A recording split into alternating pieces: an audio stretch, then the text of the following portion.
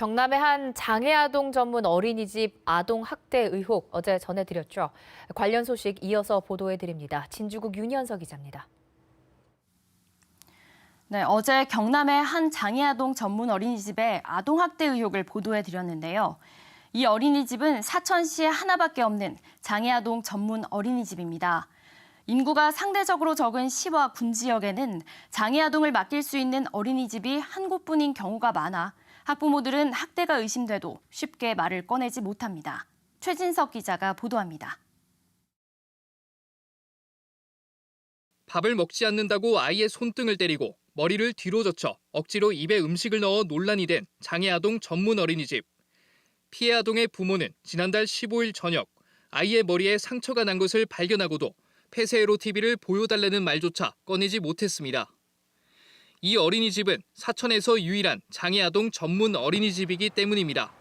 아이가 지금 좀 분리불안이 좀 심한 상태여가지고 제가 당분간은 좀 볼 예정이고, 지금 뭐 당장 그리고 또 사천에 전담 어린이집이 없기 때문에 뭐 당장 제가 또 어린이집을 또 알아보는 것 자체가 또 불가능한 상태이기도 하고요. 장애아동 전문이나 장애아동 통합 어린이집은 보육교사 1명이 3명의 아이들을 집중적으로 돌보기 때문에 학부모들이 선호하고 있습니다. 하지만 경남에 장애아동을 전문적으로 돌볼 수 있는 어린이집이 한 곳뿐이거나 아예 없는 자치단체는 모두 11곳. 사천시와 밀양시, 창녕군 등 7개 시군에는 장애아동 전문이나 통합 어린이집이 각각 한 곳만 있고 의령군 등 4곳에는 한 곳도 없습니다. 학대나 관리 소홀이 의심되더라도 어린이집을 옮기기 어려워 학부모들이 쉽게 말을 꺼내지 못하는 겁니다. KBS 기사 댓글에도 갈 곳이 없어 불편해도 그냥 참는다는 한 장애아동 부모의 글이 있습니다. 전문가들은 장애아동을 위한 공교육을 강화해야 한다고 지적합니다.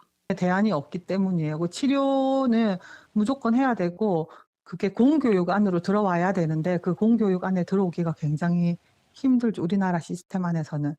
뭐 병설 유치원에 뭐 특수학급이 생긴다든지.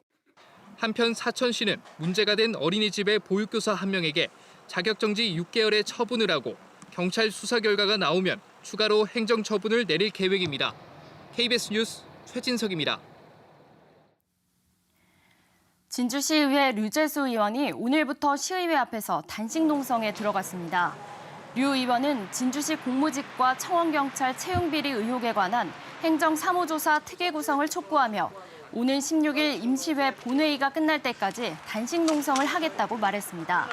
앞서 지난달 진주시의회에서 열린 임시회에서 상정된 행정사무조사 특위 구성 발의안은 부결됐습니다. 진주시가 위험 지역에 양방향 소통이 가능한 비상안전망을 설치해 위급 상황에 실시간 지원이 되도록 했습니다. 진주시는 도시관제센터와 연결된 CCTV 설치 장소에 비상벨과 방송 시스템을 추가 설치해 위험에 처한 시민이 도움을 요청하고 화재나 범죄가 발생했을 때는 관제센터에서 원격 방송을 할 수 있도록 했습니다. 비상안전망 설치 지역은 원룸과 주거 밀집 지역, 범죄 취약 지역 등 702곳으로 사업비 5억 8천만 원이 들었습니다. 함양군이 국토교통부가 주관하는 대한민국 도시재생 산업박람회에서 공공부문 산업박람회 대상 등 4개 부문에서 수상했습니다.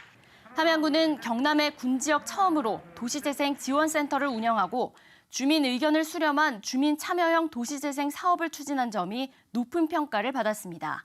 지금까지 진주에서 전해드렸습니다.